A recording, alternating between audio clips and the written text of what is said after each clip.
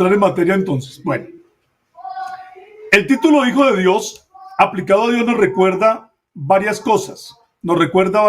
Primero, que Dios mismo se ha convertido en el postrer Adán, que es el varón perfecto.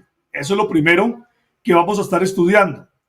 Lo segundo, que que Dios se ha convertido también en el rey justo que desciende de David. Lo tercero, que Dios mismo se ha hecho nuestro pariente redentor, nuestro hermano mayor o el primogénito entre muchos hermanos que también son hijos de Dios. Y el título Hijo de Dios también nos recuerda que Dios se hizo el cordero para el sacrificio, que Jesús es nuestro sumo sacerdote y que Jesús es el varón de la diestra de Dios. Miren ustedes entonces que este título Hijo de Dios abarca todo lo que tiene que ver con la manifestación de Dios en carne. Ese es el punto clave. Y entonces la manifestación de Dios en carne vino a cumplir varios roles, varios ministerios, que los tenía que cumplir un varón perfecto, un varón sin pecado. Refiriendo a varón perfecto, estamos diciendo un varón que no ha cometido pecado, un varón que ha vivido en integridad, un varón que ha podido mantenerse limpio delante del Señor. A eso nos referimos como varón perfecto. Entonces vamos a entrar en materia y vamos a mirar que la primera parte, que el título Hijo de Dios, nos recuerda que Dios mismo se ha convertido en el postrer Adán o el varón perfecto. Vea, el primer individuo que fue llamado Hijo de Dios fue Adán. El primer individuo que fue llamado Hijo de Dios fue Adán. El primer hombre realmente que fue llamado Hijo de Dios fue Adán. Lo sabemos cuando en Lucas capítulo número 3, versículo 38, dice que Jesús era hijo de Adán, pero dice que Adán era hijo de Dios. Entonces, ahí nos está mostrando, cuando se describe a Adán como un hijo de Dios, se nos está mostrando que Adán, como hombre, como varón, él era un varón perfecto, que tenía una comunión con Dios perfecta. ¿Por qué la tenía perfecta? Porque él no era pecador, porque él no había cometido pecado, porque en el tiempo en que él estuvo en inocencia, él no había cometido absolutamente ninguna maldad y su comunión con Dios era permanente y era perfecta. Entonces, a partir del pecado, ocurre un problema en la humanidad, y es que como la humanidad ha pecado, entonces nunca desde Adán ningún hombre llegó a ser hijo de Dios en esa misma calidad en la que Adán había sido hijo de Dios. Miren que Adán era tan perfecto y libre de pecado que dice la palabra del Señor que él vivía también en un paraíso. La herencia que Dios le dio a Adán fue un paraíso. Ese fue el regalo de Dios para el hombre. ¿Y por qué Adán podía vivir en el paraíso? Pues porque él no tenía pecado, precisamente por eso, porque era santo, era inmaculado. Y él no iba a morir. Pero la palabra de Dios nos enseña que entonces, dice en Romanos 5:12, que por tanto como el pecado entró en el mundo por un hombre, y por el pecado la muerte, así la muerte pasó a todos los hombres por cuanto todos pecaron. Eso dice Romanos 5:12. ¿Sí ven? Entonces, el pecado entra en el mundo por Adán. Por el pecado entró la muerte a todos los hombres por cuanto todos pecaron. Asimismo, también dice la palabra de Dios que el reinado original del mundo que había sido dado al hombre, ahora dice la palabra de Dios que está bajo el poder del maligno. Eso también lo dice en 1 Juan 5:19. Dice que el mundo entero está bajo el maligno. Y también en Juan 12:31 el diablo es llamado el príncipe de este mundo. Fíjense ustedes que el que fue hecho para reinar sobre el mundo fue el hombre, fue Adán. Pero por causa de su pecado, entonces Adán entrega el reino del mundo a Satanás. Y el mundo deja de ser un paraíso. Entonces, como el deseo de Dios es que los hombres sean hijos de Él, y como el deseo de Dios es que los hombres, por ser hijos de Dios, tengan derecho a la herencia de Él, que es un paraíso, entonces por esa razón dice la palabra de Dios que Dios tenía que proporcionar un segundo Adán para poder recuperar para los hombres lo que los hombres habían perdido originalmente.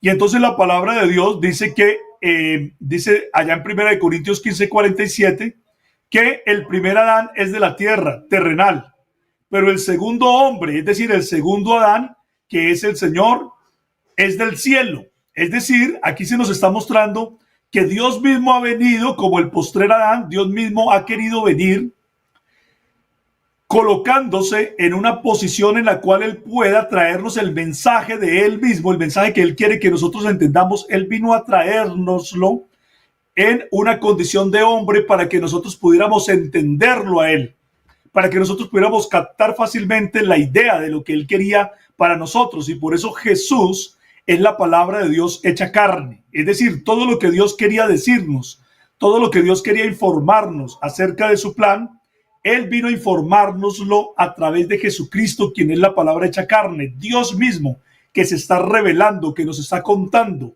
que nos está diciendo lo que Él quiere para nosotros, pero en una condición de hombre, para que a nosotros nos quede fácil poder entender y poder comprender esta verdad.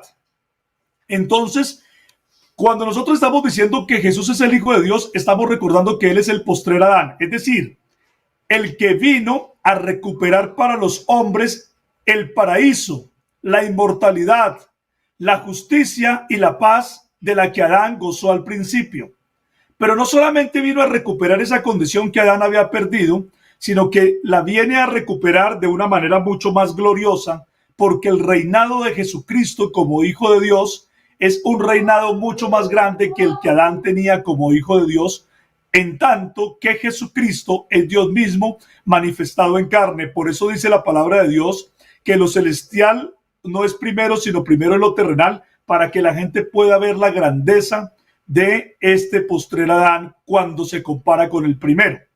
Otra de las razones por las cuales a Jesús se le llama el Hijo de Dios, como lo hemos dicho, es porque Dios prometió que un rey justo gobernaría sobre la tierra.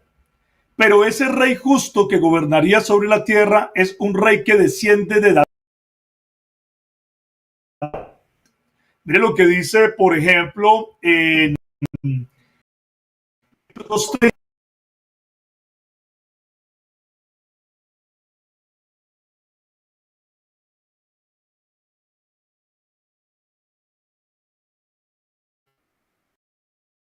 el rey que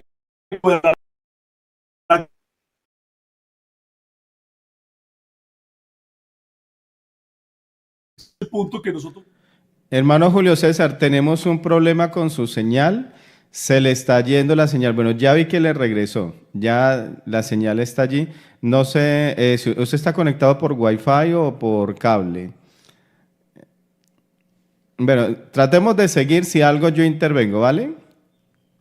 Listo, hermano Jairo. Muchas gracias por avisarme. Vamos a continuar. Bueno, entonces el título Hijo de Dios también nos enseña a nosotros que, como lo venía diciendo, que Dios mismo se ha convertido en el rey justo descendiente de David, en el rey justo descendiente de David. Dios le juró a David que de su descendencia en cuanto a la carne levantaría el Cristo para que se sentase en su trono. Eso lo dice Hechos, capítulo número 2, versículo 30. Entonces, Dios prometió que en el mundo va a haber un rey que gobierne con justicia, un hombre que gobierne con justicia. Pero ese hombre que gobierne con justicia, de acuerdo con la palabra de Dios, tiene que ser descendiente de David. ¿Por qué descendiente de David? Porque dice la palabra de Dios que David fue un hombre conforme al corazón de Dios.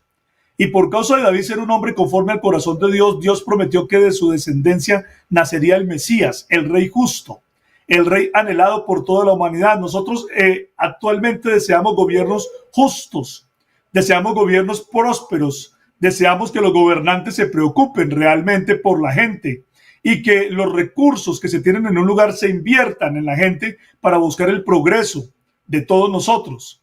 Pero vemos nosotros que en el poder realmente reina la corrupción.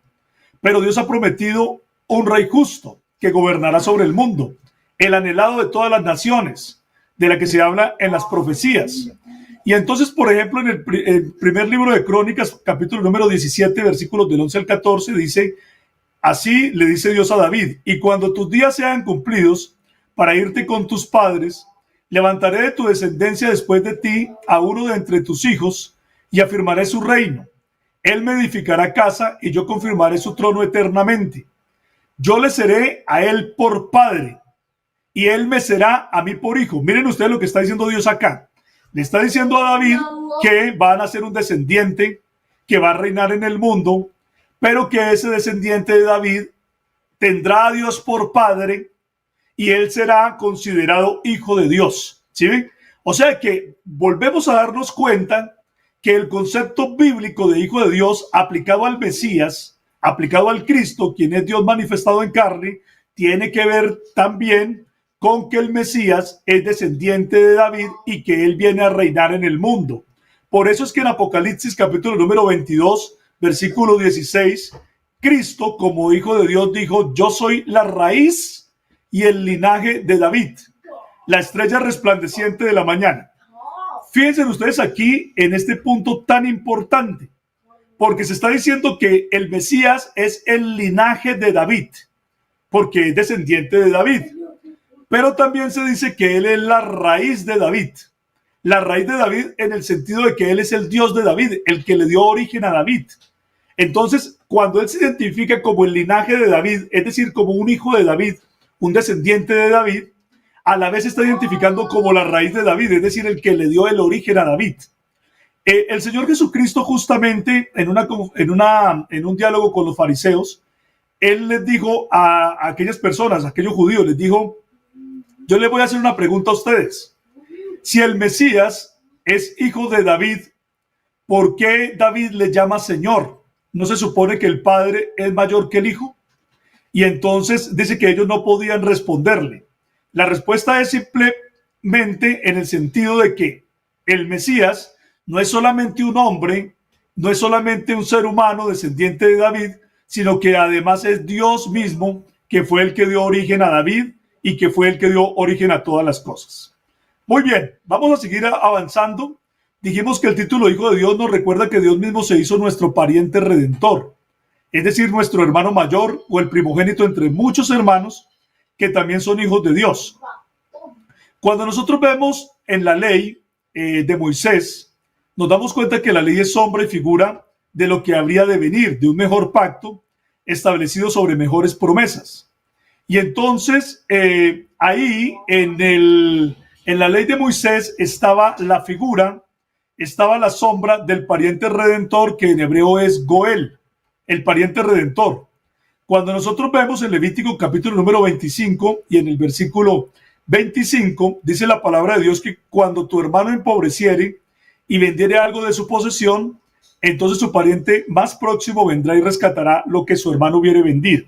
¿El pariente redentor era quién? El pariente redentor era alguien que tenía la capacidad de que si un pariente de él caía en la ruina y esta persona tenía los recursos suficientes para poder rescatar las propiedades que se habían perdido, entonces él pagaba con los recursos para liberar la propiedad que se había perdido. Pero también si se había perdido, digamos, si la ruina del familiar era tan grande que incluso había perdido su libertad y se había tenido que vender como esclavo, también entonces podría darle la libertad comprándola a través de pues el dinero, poderla pagar. Por ejemplo, también dice ahí mismo en Levítico 25, en los versículos 47 al 48, dice, si el forastero o el extranjero que está contigo se enriqueciere y tu hermano que está junto a él empobreciere y se vendiera el forastero o extranjero que está contigo o alguno de la familia del extranjero, después de que se hubiere vendido, dice, podrá ser rescatado o uno de sus hermanos lo rescatará. Es decir, en la ley de Moisés estaba establecido que para evitar la pobreza y la ruina y la esclavitud dentro de la gente del pueblo de Israel, siempre se dejaba que entonces un pariente cercano, alguien cercano a la persona que había caído en la ruina y que de pronto tuviera la posibilidad económica de poder redimir, pues viniera y redimiera a la persona que estaba esclavizada o redimiera también los bienes si era que tenía que, o si era que los había vendido. Entonces, eso que nosotros estamos viendo ahí en la ley de Moisés es una sombra, es una figura de un contenido espiritual precioso que se transmite en Cristo Jesús como Hijo de Dios. Cuando Adán era hijo de Dios, originalmente, en esa perfección de la que hablamos ahora, Adán tenía dominio sobre ¿qué? Tenía dominio sobre el mundo, sobre la herencia que Dios le dio, pero no sobre el mundo en la condición que ahora lo vemos, como hemos dicho, sino como el mundo convertido en un paraíso, el paraíso del Edén. Entonces, sobre ese mundo era que Adán tenía su poder y ejercía todos los derechos de la herencia que el Padre, que Dios el Padre le había dado. Ahora, cuando el hombre pecó, entonces ya lo hemos dicho, ese dominio del mundo se lo cedió al demonio. Y entonces todo el mundo ahora está en poder del maligno porque el maligno le arrebató al hombre. Le arrebató al hombre la herencia que Dios el Padre le había dado, que era la creación. También Adán no solamente perdió la herencia, sino que también comenzó a ser un esclavo. Porque la Biblia dice en Juan, capítulo número 8, versículo 34, que todo aquel que hace pecado, esclavo es del pecado. También primera de Juan, capítulo número 3, versículo 8, dice que el que practica el pecado es del diablo, porque el diablo peca desde el principio. Entonces nosotros nos damos cuenta que el hombre es un esclavo del pecado. El hombre está atrapado en una esclavitud del pecado y el hombre además ha perdido la herencia por causa de ser un pecador, la herencia sobre el mundo. Entonces, para poder recuperar la herencia se necesitaba de un hijo de Dios, de un varón perfecto que pudiera volver a tener lo que Adán perdió originalmente. Y entonces viene Jesucristo como el pariente redentor. Pero noten ustedes, para que un pariente redentor pudiera redimir a la humanidad que perdió el derecho a la herencia o que perdió el derecho a la libertad, pues ese hijo de Dios tenía que ser libre del pecado y ese hijo de Dios tenía que tener las condiciones para poder pagar el precio por la libertad. Pero la palabra de Dios dice que cuando Dios buscó entre los hombres a ver si había siquiera algún entendido que buscara a Dios, alguien que se pudiera poner en la brecha y poderse identificar como un hombre puro para poder empezar a redimir a los hombres, dice la palabra de Dios que no había ninguno que pudiera hacerlo. Porque dice en Romanos 5:12, por tanto el pecado entró en el mundo por un hombre y por el pecado la muerte, así la muerte pasó a todos los hombres, dice, por cuanto todos pecaron. También David en el Salmo 14, versículos del 2 al 3, dice que Jehová miró desde los cielos sobre los hijos de los hombres para ver si había algún entendido que buscara a Dios. Y dice que todos se desviaron, que aún se han corrompido, que no hay quien haga lo bueno y que no hay ni siquiera uno. Incluso hasta los hombres que parecen más justos, dice que todos han pecado, porque dice Eclesiastés 7:20, ciertamente no hay hombre en la tierra que haga el bien y nunca peque. El clamor de la angustia del hombre pecador era grande porque no encontraba quien pudiera redimirlo, pero en la escritura se prometió que el único Dios Padre sería nuestro Redentor, nuestro Goel, porque Dios no tiene pecado, Dios es inmaculado. Y entonces Dios mismo dijo, pues como yo no tengo pecado, yo soy el que voy a proporcionar el hombre santo que ellos necesitan, pero yo mismo me voy a manifestar en carne. Me voy a presentar en la condición de hijo que tuvo Adán al principio. Y entonces al presentarme en esa condición de hijo en la que Adán se presentó al principio, yo voy a tener muchos hermanos y hermanas que van a ser hijos e hijas de Dios y van a poder recuperar la herencia que algún día perdieron en Adán. Miren lo que dice Isaías 35:4. Decídalos de corazón apocado, esforzaos, no temáis. He aquí que vuestro Dios viene con retribución, con pago. Dios mismo vendrá y os salvará. ¿Quién iba a venir a salvar a la humanidad? Dios mismo. Pero Dios mismo iba a venir como en una forma de espíritu, no porque en esa forma de espíritu ya estaba aquí en el mundo desde hace mucho tiempo, porque en esa forma Dios los llena todo. pero él iba a venir en una forma en que la gente lo pudiera ver y la gente pudiera entender y Dios les pudiera explicar el plan de salvación en una condición de hombre. Por ejemplo, dice también en Isaías 40, versículos del 9 al 6, dice: súbete sobre un monte alto, anunciadora de Sión. Levanta fuertemente tu voz, anunciadora de Jerusalén. Levántala, no temas. Di a las ciudades de Judá: ved aquí al Dios vuestro, vedlo, ved aquí al Dios vuestro. He aquí que Jehová el Señor vendrá con poder. ¿Sí? He aquí que Jehová el Señor vendrá con poder. Entonces, Jehová el Señor vendrá con poder de una forma en que podrá ser visto, como lo dice Isaías 49 al 10, como hemos dicho, podrá ser visto porque Dios tomó la forma de un hombre, de un hijo, de un varón perfecto. Y al tomar la forma, la condición de un hijo, de un varón perfecto, entonces dice la palabra de Dios que él se ha hecho el hijo. Y por lo tanto, al ser el hijo, entonces nosotros somos hermanos de él. Miren lo que dice en Romanos, en el capítulo número 8, en el versículo 17 en adelante. Dice: y si hijos, también herederos, herederos de Dios y coherederos con Cristo, si es que padecemos juntamente con él, para que juntamente con él seamos glorificados. ¿Sí ven? Cuando un hombre y una mujer llegan a ser hijos de Dios, se vuelven inmediatamente herederos de la herencia, de los bienes que Dios el Padre quiso dar a los hombres. Y esos bienes son un mundo de justicia, de paz, un paraíso donde reina la inmortalidad, el cual está prometido para los que le aman. Si nosotros somos hijos de Dios, entonces somos herederos de Dios. Y como heredamos de Dios, y Cristo es el varón perfecto que recuperó la herencia, siendo que es Dios mismo manifestado en carne, pero es el varón perfecto en esa condición de hombre que recuperó la herencia, entonces nosotros somos coherederos con Cristo.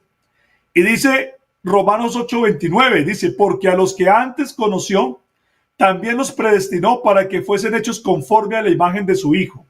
Es decir, para que los hombres y mujeres que han creído en el plan de salvación sean parecidos a Cristo. Por eso dice: sean hechos conforme a la imagen de su Hijo. ¿Para qué? Dice: para que Él, ¿sí?, sea el primogénito entre muchos hermanos. Es decir, para que Cristo sea el hermano mayor entre muchos hermanos. Por esa razón, cuando nosotros estamos hablando de Cristo como el Hijo de Dios, estamos reconociendo que Él es el varón perfecto, porque de otra manera nosotros no pudiéramos ser hermanos de Cristo. Si Cristo no fuera un hermano, si Cristo como hijo no fuera un hombre y pudiera ser hermano de nosotros, entonces nosotros jamás pudiéramos ser parientes de él y él jamás hubiera podido redimirnos, porque recuerden que se necesitaba para la salvación de un pariente redentor, un pariente que estuviera libre del pecado, porque la salvación no se compraba a precio de oro, de plata o de piedras preciosas, sino con la preciosa sangre de Cristo, como de un cordero sin mancha y sin contaminación, dice la palabra de Dios. Es decir, esta salvación tiene un precio, pero el precio es de sangre inocente, de sangre pura, de un hombre que pudiera derramar sangre inocente a favor de la humanidad. Entonces, digamos, las personas que hablan de un Dios hijo o de una segunda persona divina como el Hijo de Dios están equivocados, porque si nosotros quisiéramos ser hermanos de esa supuesta segunda persona divina o de ese supuesto Dios hijo, pues nosotros entonces tendríamos que tener ese mismo nivel de él y tendríamos que ser dioses. Pero la palabra de Dios dice que nosotros no somos dioses, y la palabra de Dios nos presenta a nosotros terminantemente como seres humanos.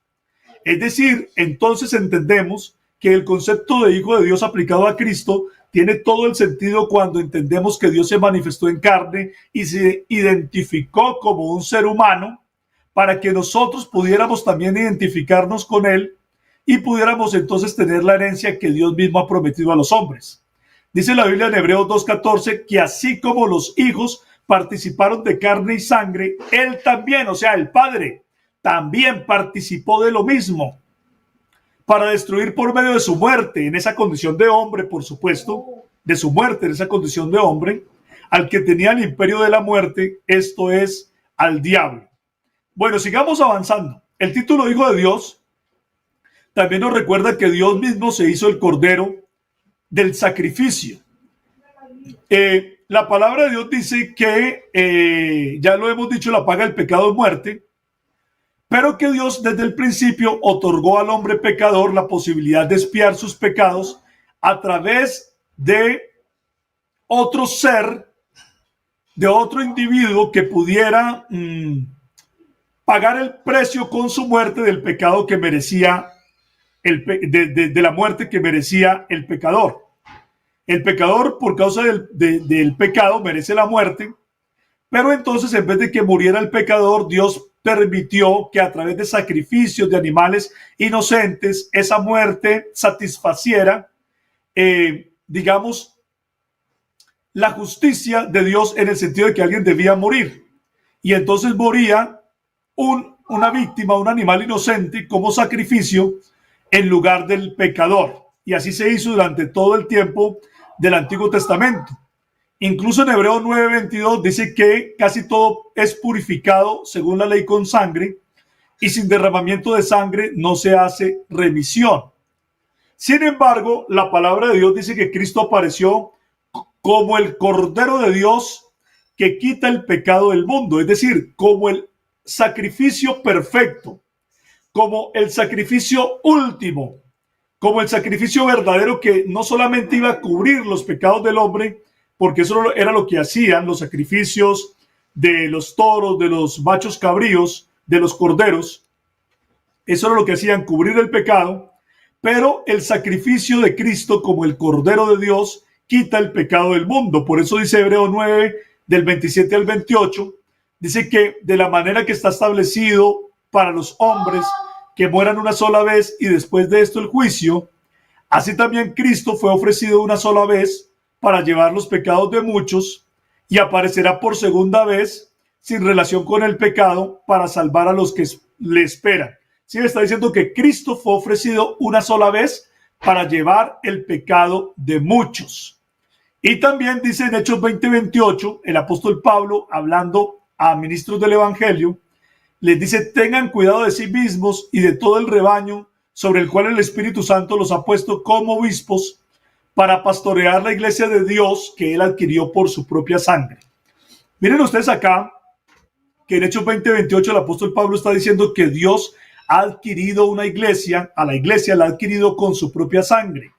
Pero la pregunta es, ¿Dios tiene sangre? ¿Dios, como el Espíritu eterno y limitado que lo llena todo, tiene sangre? No, no tiene sangre, no tiene carne.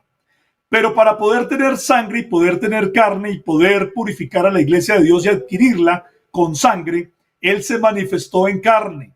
Él se manifestó en carne para tener entonces una sangre para derramar a favor de la humanidad.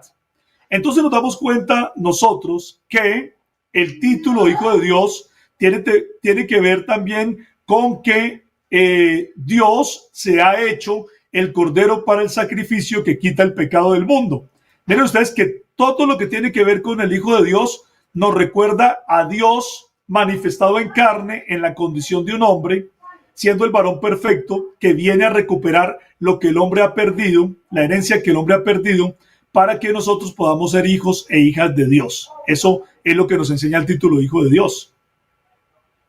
El título Hijo de Dios también nos recuerda que Dios se ha hecho nuestro sumo sacerdote, La palabra de Dios nos dice en Hebreos capítulo número 5, versículo 1, que todo sumo sacerdote que es tomado de entre los hombres. ¿Sí?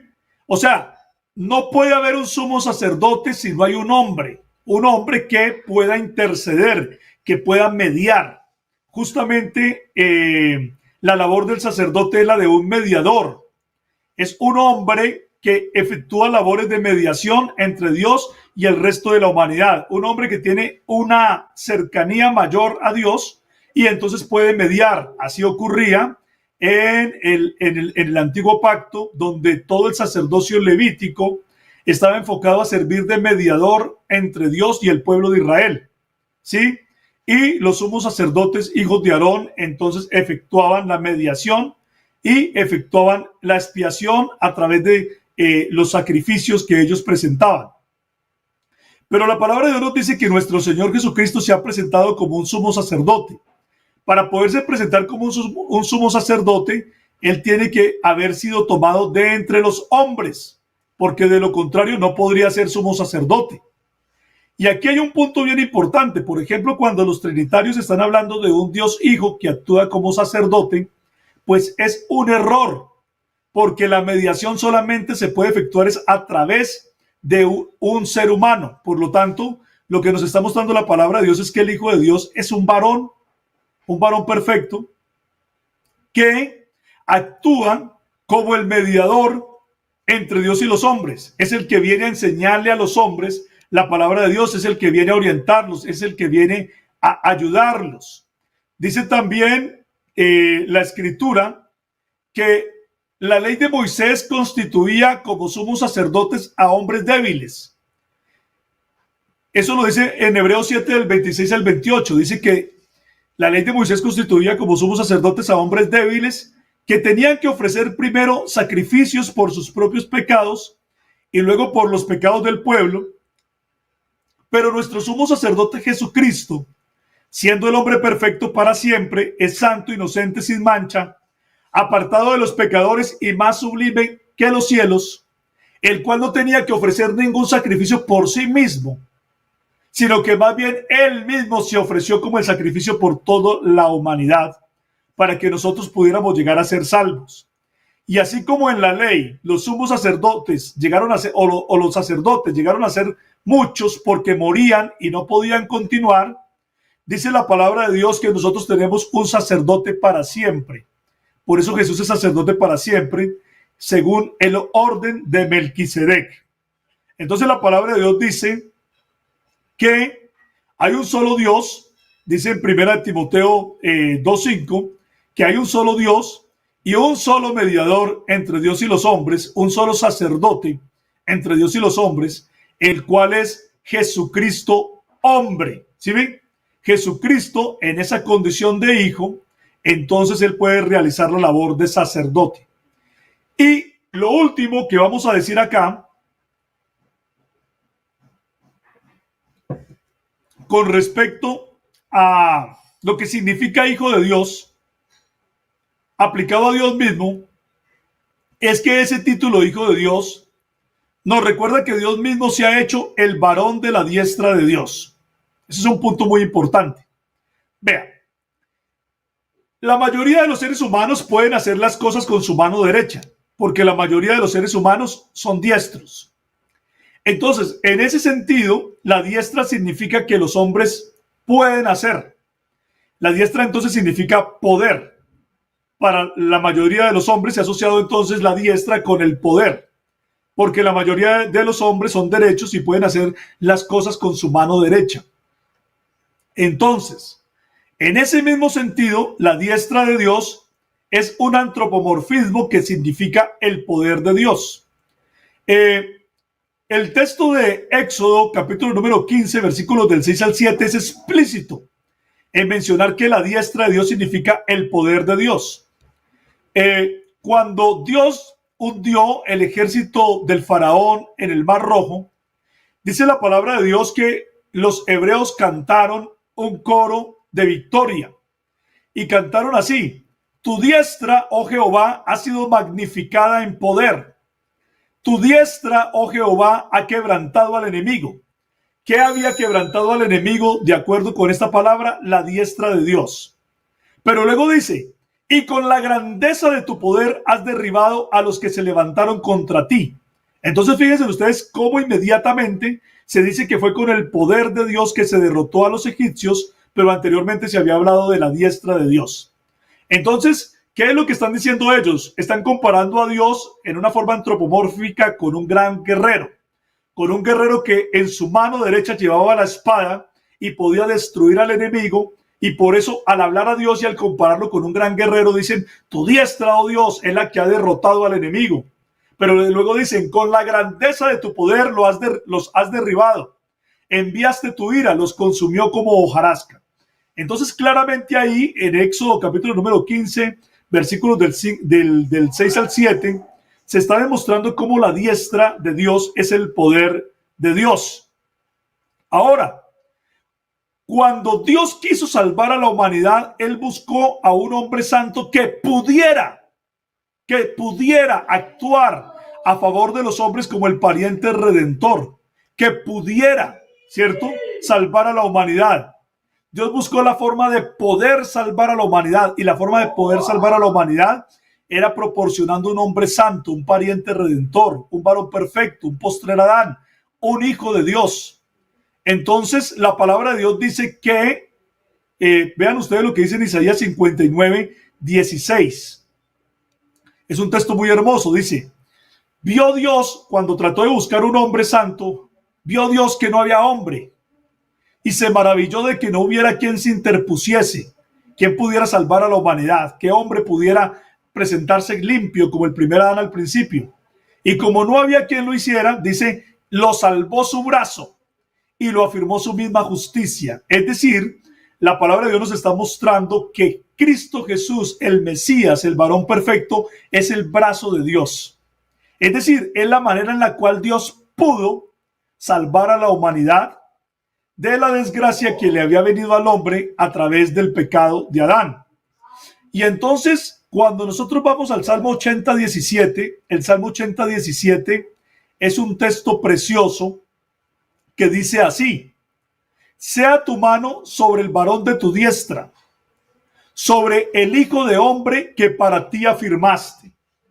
Miren ustedes lo que está diciendo ese salmo. Dice, tu mano sea sobre el varón de tu diestra. Es decir, que aquí se está hablando de un varón, de un hombre, de un varón perfecto que es el varón de la diestra de Dios. No se está hablando de una segunda persona divina y distinta. No se está hablando de un Dios hijo, no se está hablando de un hijo eterno que está a la derecha de otra persona divina. Eso no es lo que dice la Biblia. Mire que la Biblia no habla de eso, de personas divinas una al lado de las otras, sino que la Biblia habla de un varón, de un hombre, de un varón, que es el varón de la diestra de Dios. Es decir, el hombre perfecto, el varón perfecto, que puede, porque eso es lo que significa la diestra, que puede ejecutar el plan de Dios para la salvación de los hombres. Por eso dice el Salmo, como hemos venido leyendo, el Salmo 80:17, ¿no? Está diciendo, sea tu mano sobre el varón de tu diestra, sobre el hijo del hombre que para ti afirmaste. Y si nosotros vemos unos versículos más adelante, creo que es el 80:19, dice, oh Jehová, así no nos apartaremos de ti. Vida nos darás, invocaremos tu nombre. Oh Jehová, Dios de los ejércitos, restáuranos, haz resplandecer tu rostro y seremos salvos. Miren que cuando se habla del varón de la diestra, se está diciendo entonces que ese varón de la diestra de Dios es el mismo Jehová de los ejércitos que viene a restaurar a la humanidad, a los hombres, dejándonos ver su rostro, es decir, mostrándose de alguna manera en que nosotros le podamos ver. Y esa manera es ¿cuál? Es la manera en la que Él vino y se nos mostró a nosotros, que es manifestado en carne. Vea también lo que dice la Escritura, que para Dios podernos dar salvación, lo dice Isaías 52:10, Jehová desnudó su santo brazo ante los ojos de todas las naciones.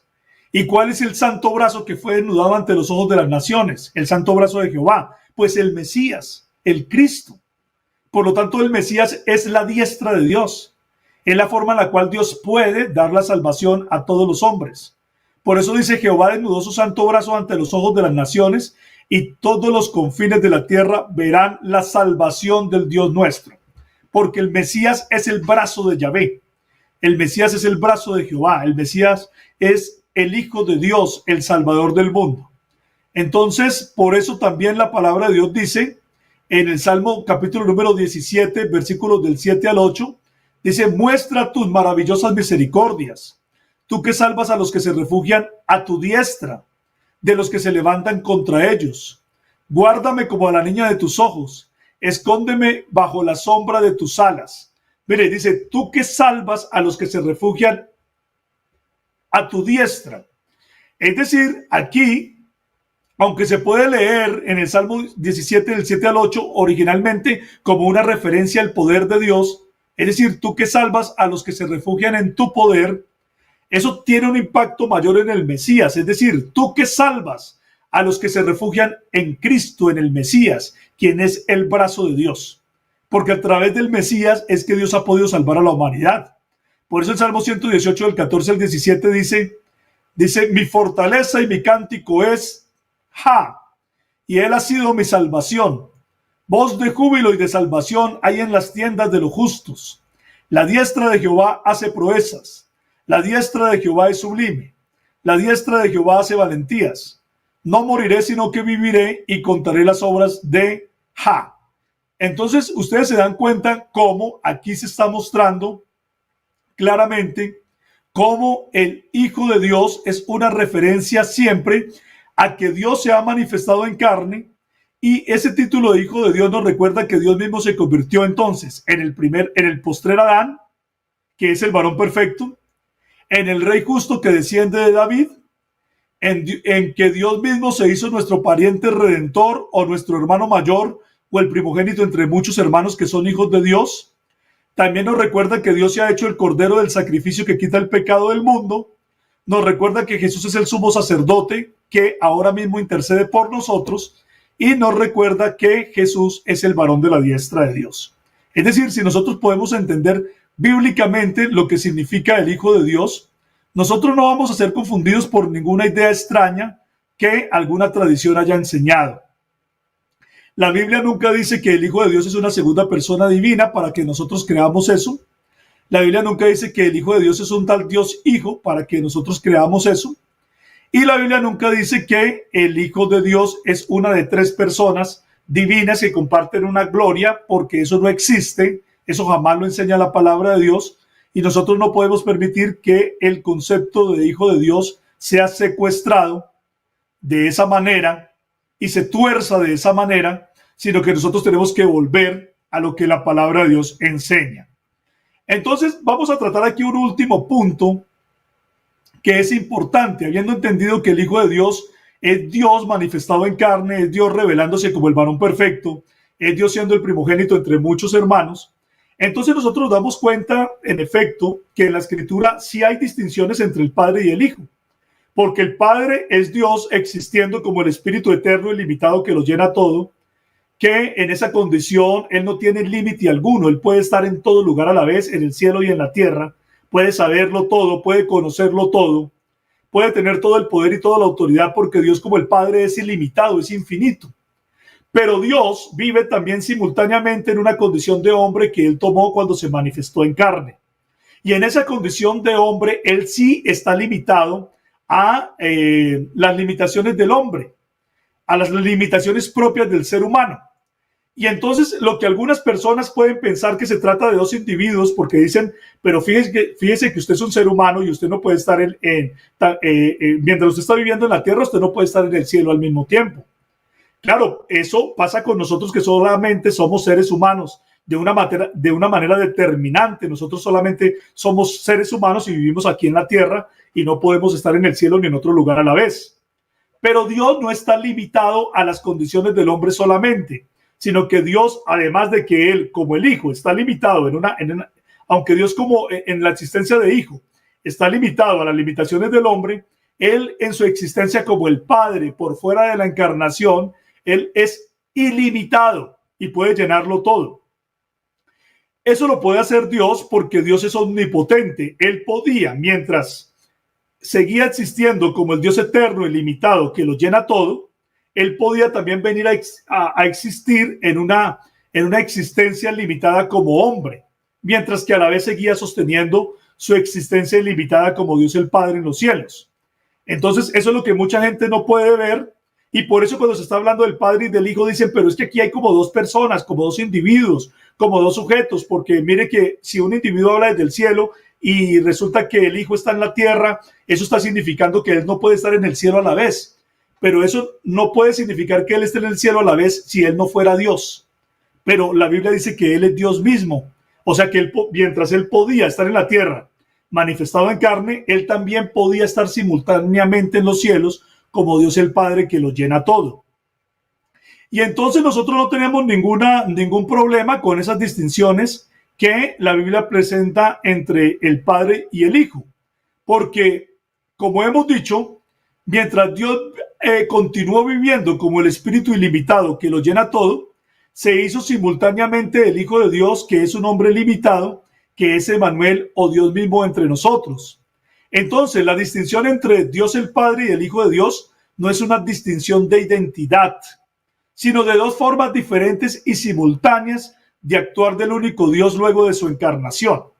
Entonces podemos decir lo siguiente, que Dios como Dios el Padre en su existencia divina trascendente es mayor que Dios como Dios el Hijo en una existencia humana. Porque recuerden que el Hijo dijo en Juan 14:28, el Padre es mayor que yo. ¿Se acuerdan de eso?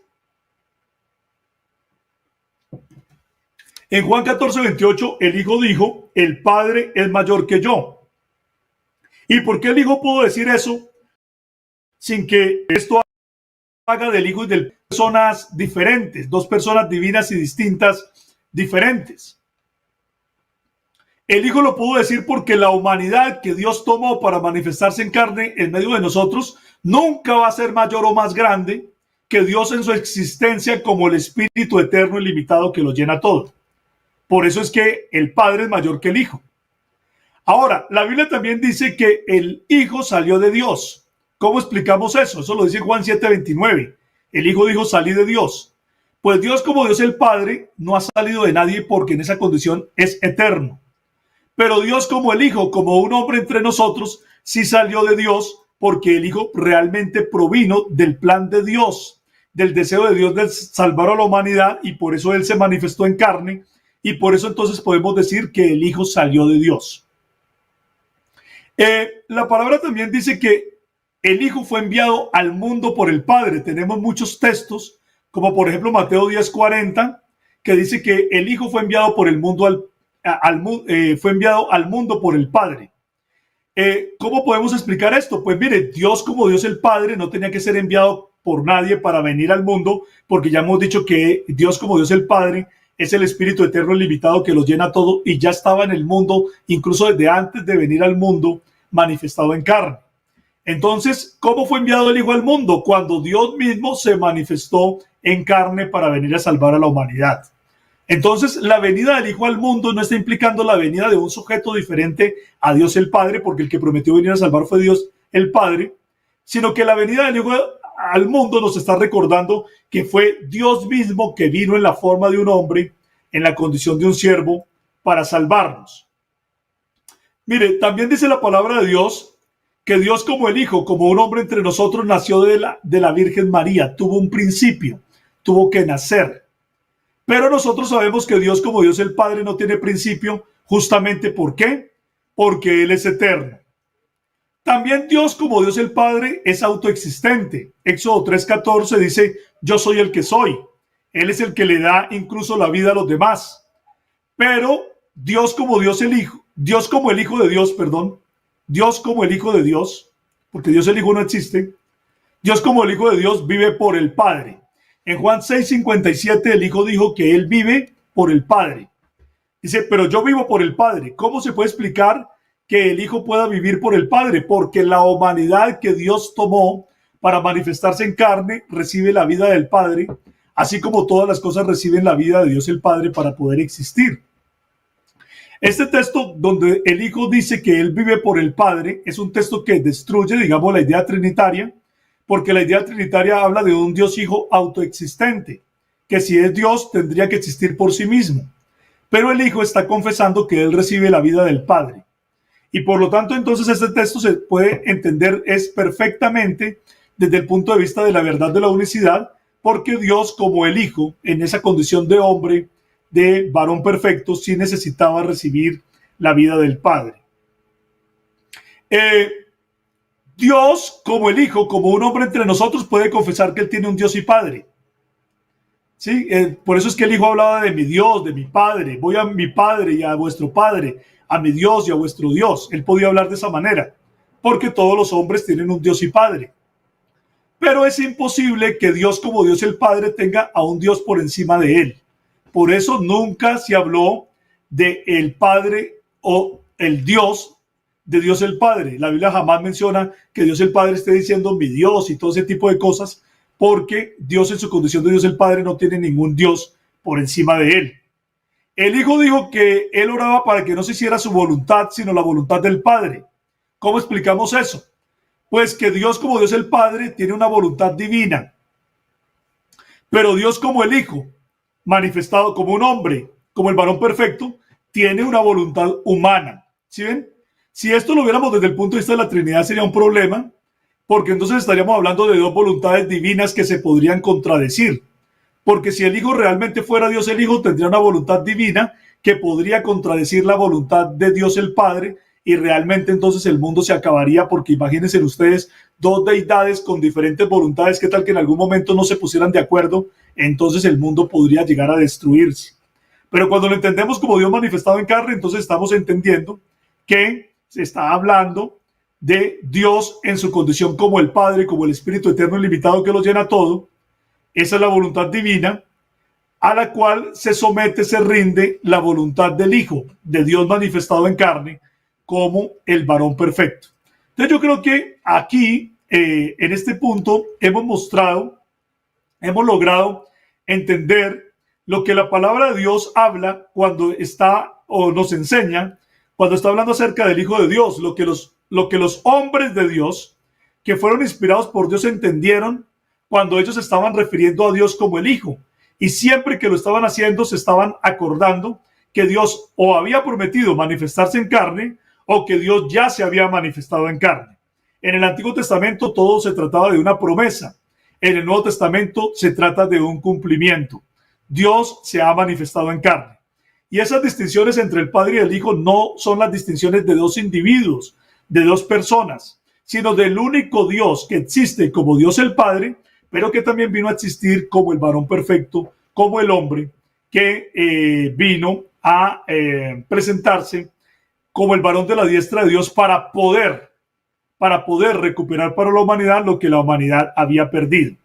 Entonces, las distinciones entre el Padre y el Hijo no son las distinciones entre dos individuos divinos, no son las distinciones entre un Dios y un hombre que no es Dios en ninguna manera, sino son las distinciones entre Dios en su existencia como el Espíritu eterno ilimitado que lo llena todo, en forma en la cual Él continuó existiendo después de la encarnación, porque Él nunca dejó de ser Dios el Padre, y Dios en esa condición de hombre que Él tomó para venir a rescatar a la humanidad del pecado y de la muerte, y poder entonces dar a la humanidad esa condición de hijos de Dios que se habían perdido al principio con Adán, la condición de ser entonces hermanos de Cristo por ser el primogénito entre muchos hermanos, y la condición entonces de poder recuperar la herencia, la comunión con Dios y el paraíso que se había perdido al principio, que se recuperan con Cristo de una manera mucho más extraordinaria, de una manera mucho más asombrosa que lo que fue el primer paraíso y la primera comunión que el hombre tuvo con el primer Adán. Hasta aquí entonces la enseñanza. El Señor Jesucristo les bendiga. Ha sido un inmenso placer para mí haber estado en esta mañana compartiendo la palabra de Dios en este devocional de Gloria en Gloria.